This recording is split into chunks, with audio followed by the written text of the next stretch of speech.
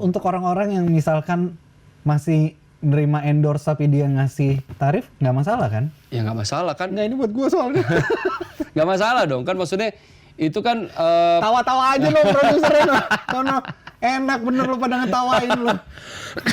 Kayaknya gue salah banget. karena kan gini, maksudnya itu balik lagi ke kitanya lah.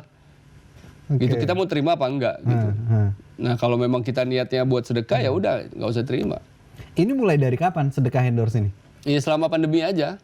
Oh, selama Karena kan dari awal gini, kita pandemi. tahu nih orang siapapun pengusaha mau dia jualan apapun di masa ini kan pasti susah. Iya. Gitu. Nah, jadi kita ini membantu mereka lah dengan apa yang kita bisa bantu. Oke. Gitu. Oke. Jadi ya balik lagi ke pemikiran positif yang tadi gitu. Yang pasti sih kita tidak pernah mengharapkan orang itu akan berbuat sebaliknya pada kita gitu. Tapi kita cuma ngarap doang, maksudnya berharapnya sama Allah doang. Kita membantu orang, pasti Allah akan bantu kita. Oke. Gitu. Ya ini balik lagi ke mindset yang di awal ya. Kita menebarkan kebaikan. Menebarkan itu tadi. kebaikan akan datang. Oke. Gitu.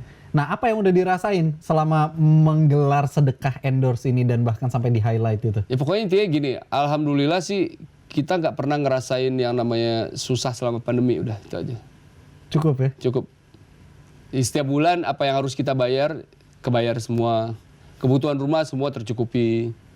Mau nggak bayarin gue sekalian? Boleh aja. Mau gue adopsi gak? Kayaknya enak. Iya. Dan maksudnya memang apa ya? Ana tuh nggak pernah mikirin masalah nanti bulan depan gimana ya. Tapi udah percaya aja, pasti ada. Oke. Pasti dikasih. Gitu. Tawakal itu tadi. Iya. Gitu ya. Jadi Kan kita nggak punya gaji bulanan. Gitu. Beda sama orang kantoran. Yang tiap bulan ada, Tiap bulan ada pasti. Dan sekarang kita kan nggak seperti itu. Gitu. Jadi benar-benar ngerasain hidup yang real kehidupan itu ya begini. Oke. Nah, kita pengen tahu juga kalau dari tadi kita udah ngomongin masalah senang-senangnya dari seorang Bang Eda selama proses hijrahnya. Ketika mengalami proses hijrah, ya kan, itu pasti ada penyesalan yang dilakukan kayak, aduh kenapa dulu gue begini, kenapa dulu gue begini. Penyesalan apa yang paling dirasakan? Kalau nyesel sih nggak nyesel, karena kita berpikir bahwa ini tuh udah kadarullahnya, gitu. Prosesnya emang. Udah memang harus lewat sana, lewat sini, lewat sana baru ketemunya sampai di titik ini. Menyesal sih enggak. Cuma kepikiran kenapa nggak dari dulu ya?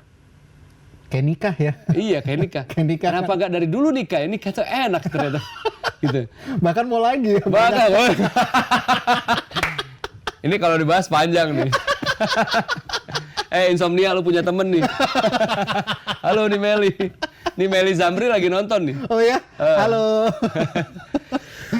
Terus. Iya, jadi kenapa nggak dari dulu? Karena kan maksudnya dari dulu tuh selalu mencari jawaban gimana caranya hidup gua ini bisa tenang gitu. Nah dulu selalu mencari jawaban atas itu gitu. Dan ketemunya baru 6 tahun terakhir ini. Gitu. Kalau sudah tahu jawabannya dari dulu ini kalau misalkan kita berandai-andai ya. Ya berarti dari dulu kan kita udah tenang-tenang aja nih.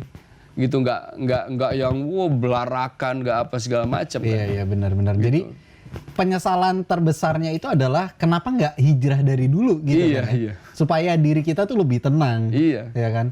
Nah, kalau tantangan terberat selama hijrah apa? Terberatnya itu paling membedakan ini halal apa haram gak sih? Itu doang sih. Gitu. Kalau balik lagi kayak yang tadi, kalau yang lain-lain itu udah bodo amat gitu. Ketemu dengan yang berbeda pola pikir dengan kita sih, aneh nggak mikirin gitu hal-hal yang santai aja. Udah nih gini, oke, ya bawa pikiran lo aja. Gitu. Kita beda nih. Kita beda, tapi ya udah gitu. Kita saling respect. Itu nggak terlalu dipikirin. Cuma sometimes dia berpikiran, ini karena suka mikir aja. Ini ada dapat duit nih. Terus kita telusuri ke belakangnya. Ini halal nggak sih? Ini haram nggak sih? Ini paling di part itu doang. Oh iya. Jadi gitu. lebih nyari ke arah sananya. Lebih nyari ke arah sana aja yang paling beratnya gitu. Oke. Jadi memang kalau kita rangkum ya dari apa yang diobrolin sama Bang Eda ini, sebenarnya dalam proses berhijrah ini adalah proses untuk mendapatkan ketenangan hati. Iya. Proses untuk merubah kehidupan kita ini, hubungan kita sama yang di atas. Main di atas. Nah, caranya gimana? Caranya adalah satu dengan bertawakal. Ya. Ya. Nah, supaya bisa bertawakal ini, proses yang dilakukan itu adalah dengan Memperbaiki sholat kita. memperbaiki sholatnya. Iya. Sholatnya diperbaiki, hubungan dengan yang di atasnya Iya, benar juga. jadi baik. Otomatis hablum minanasnya juga Jadi baik ngikutin. juga. Dan abis itu akhirnya semua jadi berasa tenang ya. Iya. Bahkan kalau mau berdakwah itu kita nggak perlu menceramahi orang, tapi kita cukup Cukup liatin aja. oke. Gitu. Liatin aja bahwa ya memang kita tuh nice. Terus kita nggak pernah menjudge orang, kita nggak pernah maki-maki orang gitu. Oke. Ya itu cukup sih ya sebenarnya. Jadi tunjukkanlah akhlakmu. Asik. Subhanallah. Gila. Gue udah cocok nih ganti Najwa Shihab. Bisa ya? Bisa ya? Bang Eda, thank you banget loh. Sama-sama, udah mau thank you. ngobrol di sini. Sama-sama. Terima kasih juga masukannya untuk sedekah endorse. Luar biasa. Alhamdulillah nih ya teman-teman Insight semuanya. Akhirnya kita mendapatkan insight yang baru dari seorang Bang Eda gitu. Dari mana prosesnya yang dulu sampai sempat ada penolakan gitu ya.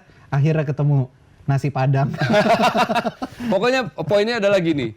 Ini buat teman-teman yang ada di dalam juga, yang lagi nonton juga saat ini. Nonton Bigonya Nonton ya. Bigo juga saat ini bahwa ketika kita hijrah itu kita bukan berarti menjadi orang lain. Oke. Kita tetap menjadi diri kita sendiri, tapi yang kita benerin itu adalah hubungan kita sama Allahnya gitu. Benar. Nah, tetap aja lo jadi diri lo sendiri, lo rock and roll aja. Santai aja gitu, tapi ya benerin main di atas gitu. Oke. That's it. Siap. Insya Allah apa yang diomongin semuanya bisa kita terima dengan baik. Dan sekali lagi apabila ada perbedaan di sini jangan pernah dibawa baper ya. Buka mata, buka hati, buka pikiran supaya ilmu itu bisa kita terima dengan ikhlas. Amin. Amin. Jauh di lubuk hati kita bisa tahu nilai-nilai dari kebaikan dan juga kebenaran. Akhirnya Umaru Takeda ya? Apa? Iya, Umaru Takeda. Umaru Takeda dan Sahil Mulahela pamit undur diri. Sampai ketemu lagi di lain kesempatan. Talata Isnan Wahid. Assalamualaikum warahmatullahi wabarakatuh.